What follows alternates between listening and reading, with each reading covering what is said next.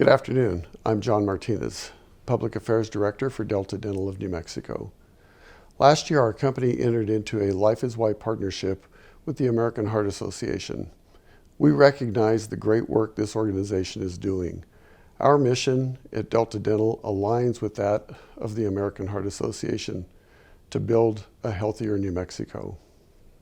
Delta Dental of New Mexico is proud to support the Go Red for Women movement. Did you know that 1 in 3 women will die of heart disease? More than 350,000 cardiac arrests happen outside of U.S. hospitals each year, with about 90% of those people dying. Did you know that bystander CPR survival rates for women are less than those for men? CPR can double or triple a person's chance of survival.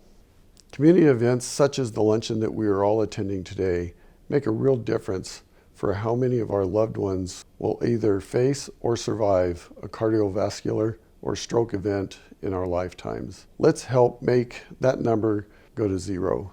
You're about to hear the story of a young woman saved by CPR, Ashley Dalton. Ashley went into cardiac arrest while at a volleyball practice. CPR saved her life. Let's take a look at her incredible story and be reminded of why we are all gathered here today.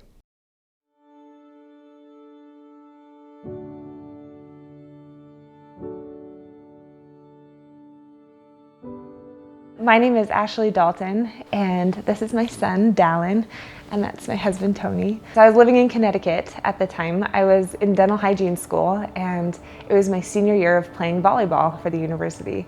And so we had just finished our 2 weeks of preseason workouts, and we were doing a relay race. And I turned around, and I got a confused look on my face, and I collapsed. And my teammates came running over, and my coach came running over. They thought I was having a seizure, and so they didn't know what to do. Fortunately for me, there was a nurse at that facility that day, and so she ran over and she took my pulse, and she immediately realized that I was in cardiac arrest. She did CPR by herself for a minute or two before the facility had an EMT ran over, and they did 2-person CPR for about 7 minutes. And the paramedics came, they took over, they hooked up an AED, and they gave me 2 AED shocks. It took 2 to restart my heart. I did not regain consciousness though. I was still unconscious throughout all that. They didn't know if she'd ever wake up. At that moment, I wondered if I'd ever see her smile again, or if I'd ever hear her laugh again. When I did finally open up my eyes and I saw him and I recognized him, and I felt at first that it was a miracle. Previously up to that point, I had an undiagnosed arrhythmia. I had gone through 5 years of college volleyball, and no one had ever diagnosed it. No one had ever even run an EKG on me before.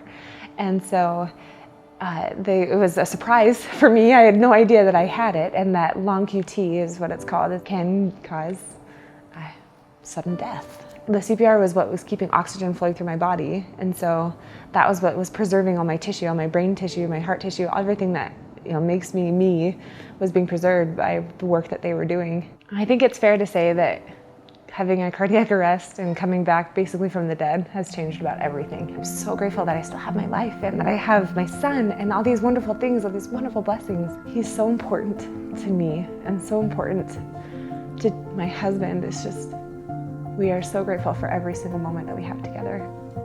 So the American Heart Association and the Go Red for Women, they're teaching women about their hearts, about heart health, about how to lead healthy lives, and of course CPR. So, it's not just about you and taking care of yourself, it's about taking care of other people and being able to pay it forward. They are so active in the community and in each other's lives. I just feel such a strong blanket of support. We are accomplishing so much. Even getting more people educated is the pinnacle of what the American Heart Association and Go Red for Women can do.